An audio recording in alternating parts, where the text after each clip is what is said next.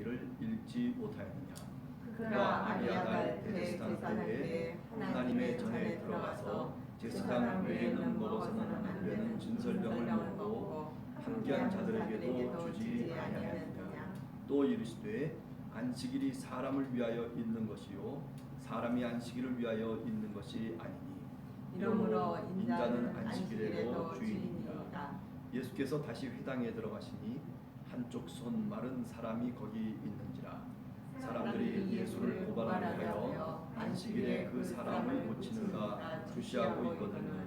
예수께서 손 마른 사람에게 이르되 한 가운데에 일어서라 하시고 그들에게 이르시되 안식일에 선을 행하는 것과 악을 행하는 것, 생명을 구하는 것과 죽이는 것 어느 것이 옳으냐 하시니 그들이 잠잠하거늘 그들의 마음이 완악함을 탄식하사 노하심으로 그들을 둘러보시고 그 사람에게 이르시되 내 손을 내밀라 하시니 내밀매 그 손이 회복되었더라.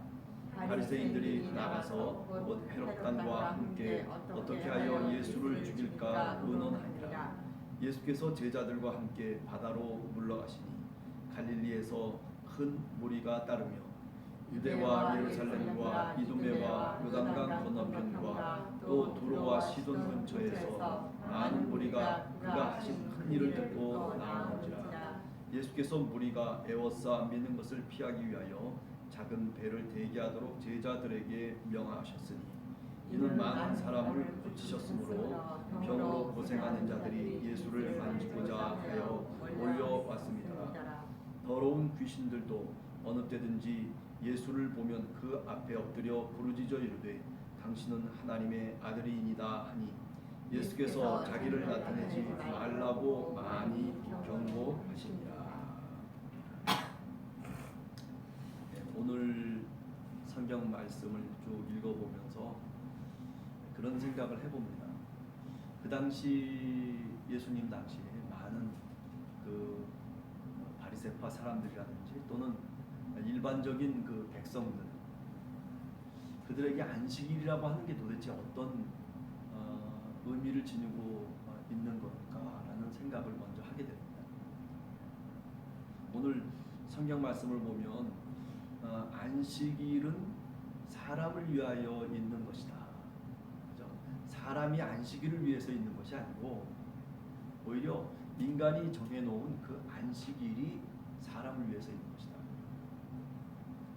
자, 오늘날로 좀 얘기를 바꿔서 얘기하면 법을 우리가 만들었어요. 근데 그 법이 사람을 위해서 있는 거란 말이에요. 그런데 어떤 식으로 바뀌어질 수가 있냐면은 사람이 법을 위해서 있는 것처럼 그렇게 바뀌어질 수가 있어요. 그래서 기독교 윤리학에서 이런 이야기가 있어요. 어떤 얘기냐면 교통신호에 대한 건데 어느 한 시골이 이제 처음에는 네 거리가 있었는데 근데 뭐 차들이 별로 다니지 않고 사람도 적으니까 그러니까 뭐 마음대로 건너 다녔죠. 이쪽에서 저쪽으로 가도 되고 뭐 저쪽에서 이쪽으로 와도 되고 거기에 어떤 그 룰이 없었어요. 규칙이 없었다. 그러다가 이제 점점 도시화되고 사람들이 많이 몰려오게 되고 뭐 차가 많아지고 그러다 보니까 어떻게 되냐면 사람이 굉장히 위험에 처하게 되고 어떤 사람들은 자동차 사고도 일어나고 어떤 사람들은 여러 가지 어려운 일들을 겪게 되니까 그때 야 이러면 안 되겠다. 그래서 뭘 만드냐면 법을 만들어요. 규칙을 만들죠. 그래서 야 신호등을 딱 달아놓자 내 거리에다가 그리고 건널목을 만들고 그러면은 파란불이 생기면은 그냥 지나갈 수 있고 빨간불이면 서야 되고 그럴 때 건널목에 사람들이 기다려서 섰다가 그 다음에 넘어가는 거 그러면 사고가 줄어들 거 아니냐. 그래가지고 그 룰을 만들어서 지켜보니까 아우 좋은 거예요. 그런데 이제 문제는 여기서 끝나는 게 아니고 그 다음 단계죠. 그런데 어느 날 차가 전혀 없어요. 사람들도 별로 다니지 않았어요. 오늘 새벽 기도에 나오는 것처럼. 근데 내가 길을 건너야 되는데 빨간불이 다 켜져 있는 거예요. 그냥 아무리 봐도 자동차도 없고 사람도 없어요. 그러면 제가 묻습니다. 지켜야 됩니까? 말아야 됩니까? 그래서 원칙주의자들은 뭐냐면 지켜야 된다. 목적론자는 어떻게 얘기하냐면, 야, 원래 법이라고 하는 것은 사람을 위해서 있는 거야. 사람 편하자고 법을 만든 거지, 사람을 그렇게 묶어놓고 아무 행동도 못하게 만드는 게 법이냐. 그래서 어떻게 했어요? 목적론자는 건너갈 수 있다고 얘기하는 거죠. 의무론자는 아니라 어떠한, 그래서 서로 논쟁을 벌이는 거예요. 조금 아까 질문했듯이 여러분들은 어떻게 하겠습니까? 그럴 때 저는 무조건 건너갑니다. 우리 집사님은 어떠세요? 무조건 건너가요. 어떤 사람은 안 건너가요. 예. 오늘 이 안식일 얘기가 그런 얘기예요, 사실은. 근데 바리새파 사람들은 어떤 식이냐면 건너가면 안 된다는 거죠. 근데 예수님은 어떤 식이에요? 건너가도 된다는 거예요. 왜? 사람을 위해서 있기 때문에. 처음 만든 법의 정신을 말하자면 구현하는 것이 그게 올바른 출발점이라고 그렇게 생각을 하는 거죠. 네. 여러분, 우리가 사회생활하면서 또는 우리가 인생을 쭉 살아가면서 어떤 때는 이렇게 별것 아닌 것, 사실은 별거 아니잖아요. 그런데 그거 갖고 내 삶의 인생을 좌우하는 그런 좌우명으로 삼는 사람들이 있다. 그래가지고 손가락질 하는 거죠. 저놈 보라고. 그런데 오늘 예수님 당시로 가서 한번 다시 또 생각을 해보면 사실은 이게 권력을 가진 자들의 어떤 무기였어요. 안식일법을 만들어가지고 많은 사람들을 어떻게 만들어 놓냐면 범죄자로 만들어 놓는 거예요. 왜? 그잖아요. 그 당시 생각해보세요. 2000년 전으로 가보면 사람들이 먹을 것이 그렇게 많지 않은 사회입니다. 더군다나 저 팔레스틴 같은 데는, 이스라엘 같은 데는 사실은 곡창지대가 별로 없거든요.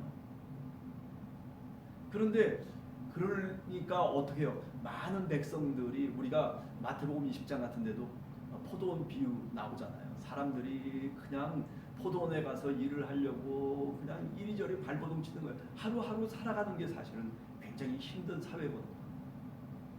그래서 어떤 고고학적 자료를 통해서 이제 조사한 그 조사를 논문으로 쓴 요하임 에레미야스라는 사람이 예루살렘 시대의 그 어떤 사회상을 이렇게 쭉 써놓은 것이 있는데, 거기 보면 이렇게 얘기를 해요. 대체적으로 한 80 내지 85%, 아니 거의 90% 정도가 그 당시에 어떻게 살았냐면 하루 날품팔이를 하면서 살아가는, 그런 끼니를 걱정하면서 살아가는 사람들이 대부분이었다는 거예요.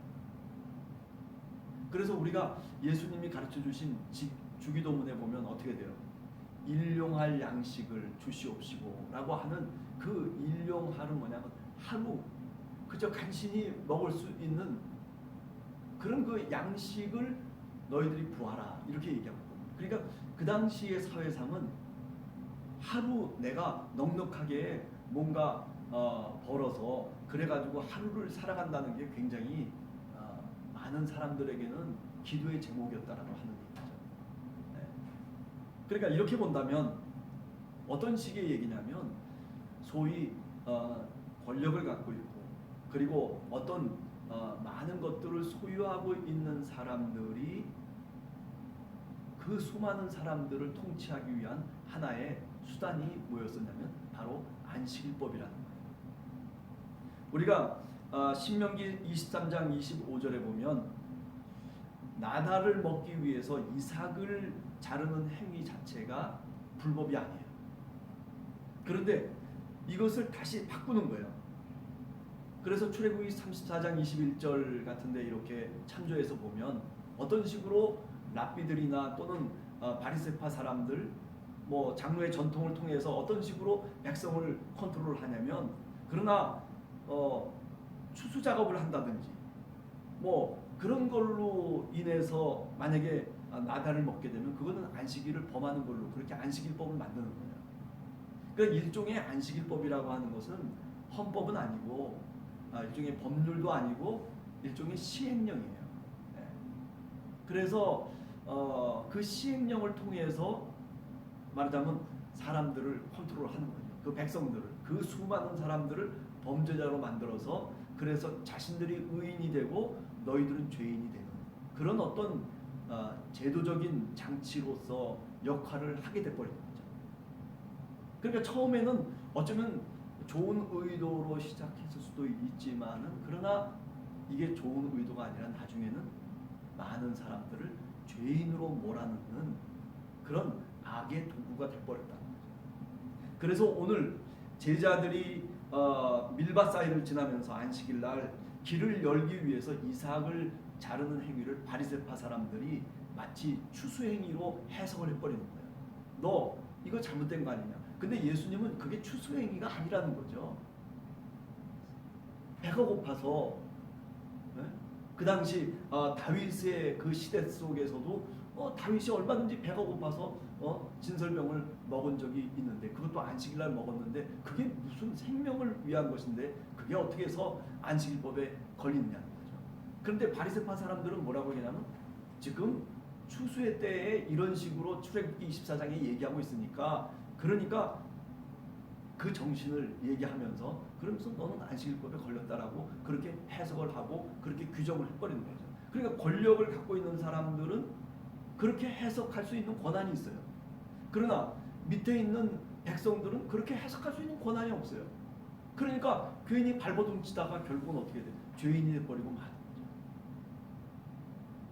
이게 이제 오늘 나오는 이 안식일에 관련된 여러 가지 내용들을 제가 두서없이 말씀을 드렸습니다. 뭔가 내가 갖고 있고 내가 무기로 삼을 수 있는 걸 갖고 다른 사람들을 찌르면 안 돼요. 내가 말을 잘해요. 그러면 그 말을 잘하는 걸 갖고서 다른 사람을 위해서 사용할 줄 알아야지 그 말 잘하는 것으로 다른 사람을 찔러대면 안 된다는 거죠. 내가 지식이 있어요. 근데 그 지식을 갖고 다른 사람을 위해서 봉사하는 건 얼마든지 가능한 거 아니겠어요? 그런데 그걸 갖고 다른 사람을 억압하고 그리고 다른 사람을 무식한 사람으로 몰아세우고 그래서 멸시를 하고 무시를 하는 그런 어떤 모습들은 이건 분명히 잘못된 거죠. 그런데 오늘 우리 사회는 어떠냐면 오늘 여기 나오는 바리새파 사람들의 이야기와 유사한 사회상을 우리가 오늘 또 겪고 있거든요. 그러니까 적어도 기독교인들만이라도 그저 예수님을 따라가는 믿음의 사람들이 어떻게 살아야 되느냐라고 하는 그런 그 답변이 사실은 이 속에 있다라고 봐도 틀림이 없어요. 예수님께서 마태복음 7장 그죠 12절에 보면 그 황금률을 얘기하잖아요. 여러 가지 얘기를 하시면서 야 너희들이 대접을 받으려면 먼저 너희들이 대접을 해라. 그 정신이 뭐겠어요? 이웃 사랑의 정신이거든요. 이웃을 위해서 너희가 먼저 가진 것을 갖고 봉사하라는 거. 섬길 줄 알아야 되고. 그래서 주님이 마가복음 우리가 14장 같은 데 가서 보면은 뭐라고 얘기하냐면 내가 온 것은 무엇 때문에 왔다? 많은 사람들을 대속물로 삼고 그리고 섬기기 위해서 왔다라고 그렇게 얘기해요. 이렇게 서비스하고 막 섬기고 막 발을 닦아주고 막 그냥 짐도 대신 져주고 막 이런 섬김이 아니라 이 섬김이라고 하는 건 뭐냐면 이웃 사랑의 정신을 얘기하는 거예요. 내가 먼저. 우리가 교회 생활할 때에도 그래요. 그렇게 대단한 문제도 아닌데도 불구하고 그걸 갖고서 막 그냥 굉장한 것인 양 그렇게 확대 해석하는 경우들이 많거든요. 사실 가만히 생각해 보면 아무것도 아니에요. 그거 그냥 내가 양보하면 되는 거고 또 내가 뭔가 솔선해서 먼저 대접하면 그러면 되는 거예요, 사실은요. 자, 오늘 이 안식일 이 문제를 한번 여러분 우리가 이 사순절 기간 동안 주님의 뒤를 쫓아가면서 아, 이런 일도 있었구나. 예수님이 갖고 계신 그 마음의 법은 다른 것이 아니구나.